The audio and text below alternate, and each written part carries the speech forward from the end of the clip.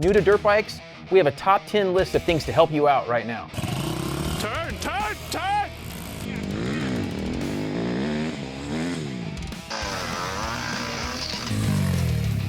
I've brought in a longtime pro rider from Southern California here by way of Guam, so like not even really from Southern California, but is Sean Lipinovich, and he has SLMXSchool.com, which does rentals, gear rentals, bike rentals, and lessons, training, coaching, that kind of thing. You'll kind of work with anybody who's vet rider to beginner rider. I've seen you work with riders on these type of bikes, beginner play bikes, and just building up that safety stuff. Real quick, let's touch on a little bit of what you're most concerned when you get guys on your that hit you up for first-time riders.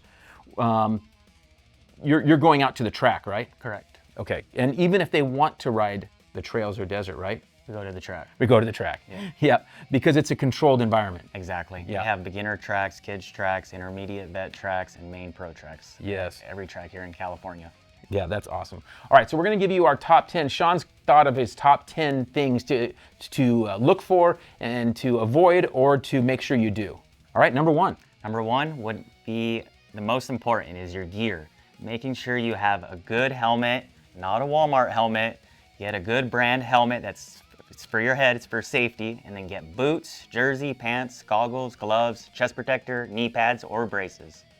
Okay, yeah, we've had that problem where some guys, that they somehow think our pants that we wear are magical. They're magical pants, like that we're going to protect them. But we know that these pants, they used to be called leathers back in the day. My uncle had these sets of leathers that they were actually really cool because the knee things were built in, and they actually would help protect you. But our pants now really don't have. They're much more. What's nice about them is you move way better than you do in leathers. Okay, and you don't sweat as much. Okay, all right. So what do you got next? 2 would be purchasing the right bike for your skill level and age. I preach this a ton, and that's one of the problems is, for some reason, parents, uncles, grandpas, they always want to buy something bigger and faster. Or they have it laying around. Okay, we've got this old blah, blah, blah bike, right? And it's a 125 or it's a 230, but the kid's 8 years old, and he should be on this bike or a TTR 110. A 110 is a great size bike, because you and I, and Spencer, we can hop on a 110 and ride it as an adult. So a 110 is not, and so a 110 bike, for those that don't know, it doesn't have, most of them don't have a clutch. Don't have a clutch. It's a semi-automatic, so you shift 3 gears usually, right? So it's really easy to ride. You don't have to worry about the clutch. All you have to worry about is gas and brake.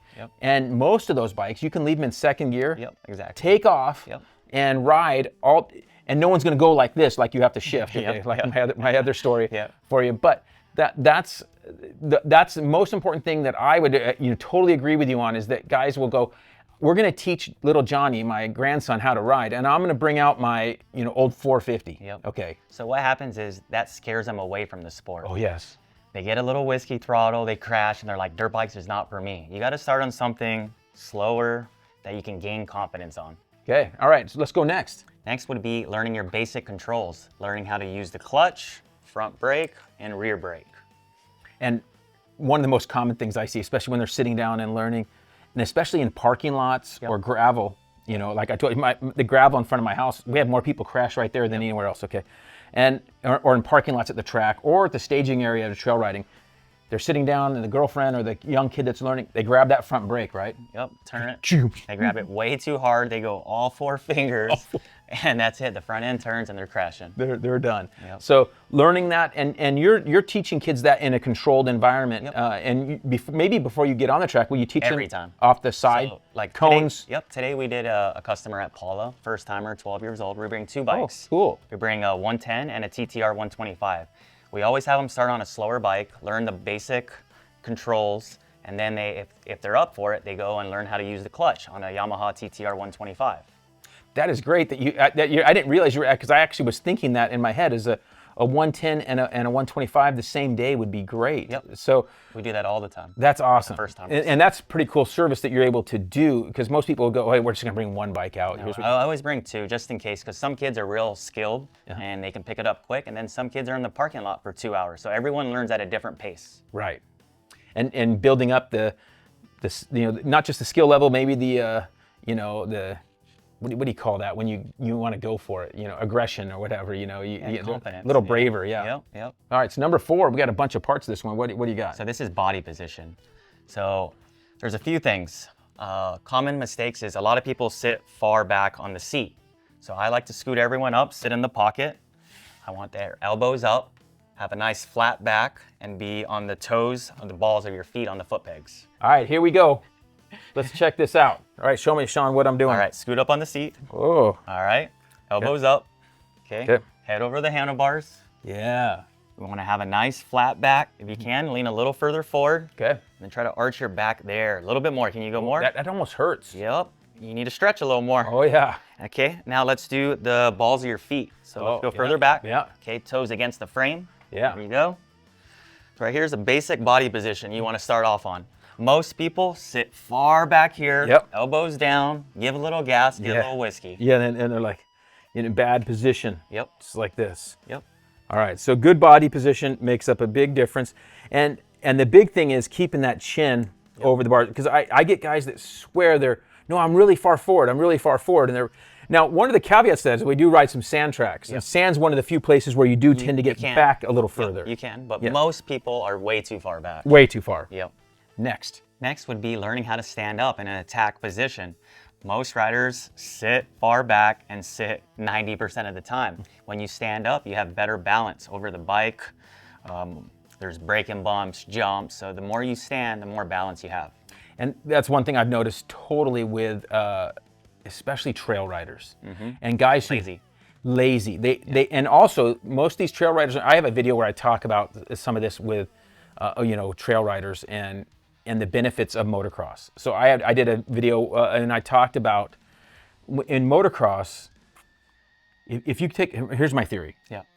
If I take the average B or C rider motocross, he can go kill it off road. No problem. Right? Yep. So I didn't even prep him for that. Yep. Now if I go take the average B or C level trail rider who's never raced or anything, I take him to the track. To go to the track. He goes to the track and he's total goon. Yep. Okay. He's not standing up enough. He's not able to handle the turns, the jumps, the whips. We've seen people come to us that have been riding trails for 10, 15 years. Yes. They go to the track for the first time, and I swear it's their second time. It looks like they rode. Right. So when you're at a track, you're doing repetition, the same lap every time. So you gain confidence. You can hit it a little faster. When you're in trails, you're hitting that section one time.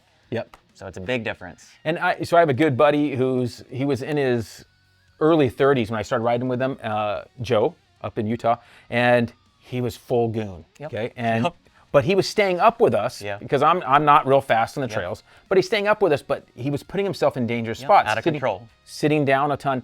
Well, I got on him, dude. Just stayed on him, and he's drastically better now. Yeah. Now he isn't hitting the track yet. I'm trying to get him to come to the track with me, but there's a lot of these trail guys, and even on YouTube, there's a lot of guys out there on YouTube who put a ton of trail videos, but they won't really go to a track. And now I agree that now it's not everywhere. Even in Utah, we go up there a lot. They don't have a lot of great tracks compared to what we have here in Southern California. We have a lot of great tracks. Some are safer or less dangerous than others, but overall we have a lot of great tracks to choose from that challenge your skill set. And I prefer to be on a track that's not very jumpy, but you're challenged by the terrain of the track. Yep. With the breaking bumps and rocks. Yeah. And so that's where I'm kind of at. So on trail riding, one of the biggest things we see with guys that are sitting down, they stay sitting down, and we're going down a gnarly hill. Okay, I mean, there is. I mean, I stand, and I'm older, and it's tough. My thighs, the back of my thighs are burning. Burning. Yep. Okay, but you cannot sit down. No. You need to stand up. I'm gripping with my knees over the front. Yeah. Yep. And it is so sketchy that some of them survive some, and I've seen plenty of them crash. Yep. And it's a common thread. Jim just sent me a video of a guy, their phone, and he just went over just because he was just sitting down and grabbed some brake, and it's just too steep. The math doesn't work. They don't understand this. If you stand up, they think they're a little more scared that they're standing. They somehow think that's more dangerous, but it doesn't work. So standing is key, and that's one thing that I think motocross helps you with is you learn you have to be standing up or you're going to be getting beat.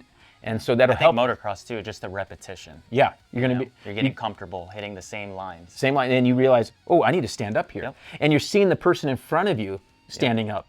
So then you're like, okay, I need to stand up over here. All right, very good. All right, so lastly, let's have some fun on the dirt bike. This is why we got into the sport, the adrenaline, hanging out with your buddies at the track. That's the most important thing, is having fun on the bike. some people put a lot of pressure, whether it's the dad, the grandpa, the uncles, put a lot of pressure on the younger riders that they got to progress really fast. Like, and you already said, not everyone progresses the same because you've seen. Everyone learns at a different pace. Yeah. So I think that's important. Is you have fun with it, and you'll build a lifetime of Memories, and you're going to want to do it. So my son still likes to ride with me, and that's fun, to do later in life. So that's a fun part of it. So, all right. Well, thanks a ton. Again, people can catch you at SLMXschool.com. Yep. And you can check into, if you're coming from out of state, out of country, and you want to rent a bike, you can do that. We have little TTR 50s, KLX 110s, TTR 125s, 140s, 125 two-strokes, 250Fs, 350s, and 450s. So we have bikes for every skill level rider. Yeah. It kind of sounds like our garage. Yep. Yeah, it's like, it is nice having, having those. Yeah. I don't have the patience to do a school. And I will say firsthand, I've seen you working with your students, with the kids, and you've worked with my buddy's kids and with Rado and his kid. It's pretty impressive. So it takes a different temperament to do that. Have a lot of patience. Yes. Especially if it's hot outside, it's cold, whatever, you're out there. Most of the time it's hot, let's say. You're out there in the heat, and you're having to do this repetitive thing, and maybe it's taking a while. So it's good that you have the patience to do that, and I don't. Yep. So that's why you see a professional. So, and one thing I'll reiterate on the coaching is that in other sports, if your kid's gonna play tennis or soccer, football, or tennis, or like what other sports, swimming, other types of sports, you would always get a coach. Always. Yep. You wouldn't even think about it. He's gonna be in boxing or it's the same karate. Same thing with me with surfing. Like when I get coached surfing, make huge improvements. So I guess that's what I need. Yep. Yeah, I think that surfing ship has sailed for me. But anyway, it's been really fun. Remember, dirt bikes are cool. So we'll see you guys next time. Remember to like, comment, subscribe, and we'll see you next time.